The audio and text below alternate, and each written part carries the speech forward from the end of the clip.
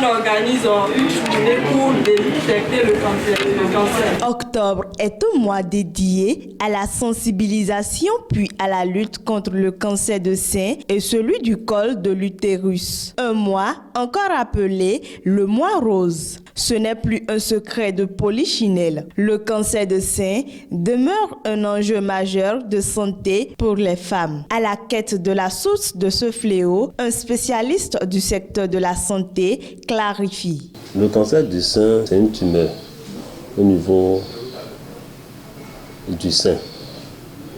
Et soit on constate une boule au niveau du sein, soit c'est l'aspect du sein qui change, c'est un aspect de peau d'orange, soit c'est une tuméfaction du sein. C'est ce que je peux dire par rapport au cancer du sein. Mais non, par rapport au cancer du col de l'utérus, souvent c'est asymptomatique, mais quand ça évolue, nous constatons des métrorragies abondantes, c'est-à-dire un saignement abondant au niveau du vagin, des écoulements de liquide, qu'on appelle souvent des leucorrhées, et aussi des douleurs pelviennes. Cette fois, quand ça s'étend, il y a des dysfonctionnements au niveau de la vessie, au niveau du rectum. Les causes de ce mal sont de plusieurs ordres, sans oublier l'habitude alimentaire et le mode de vie. Il faut aussi savoir que nous avons des agents cancérogènes qui sont les plus importants chez l'homme, c'est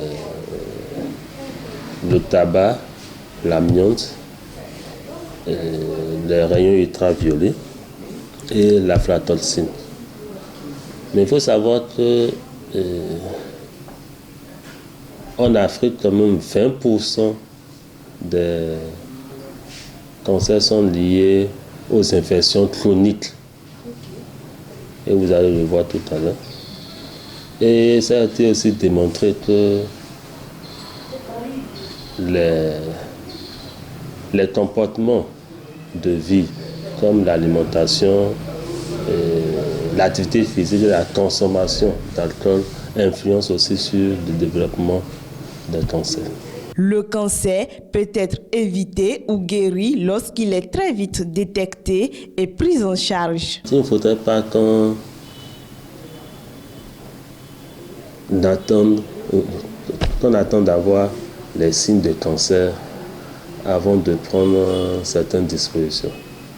Puisque quand les signes sont déjà là, c'est difficile le traitement. Pour prévenir cette maladie qui détruit à petits coups la femme, il est conseillé l'autopalpation ainsi que plusieurs autres attitudes. Souvent, on demande à chaque femme de faire une autopalpation des seins. Souvent, on met un bras derrière la nuque là et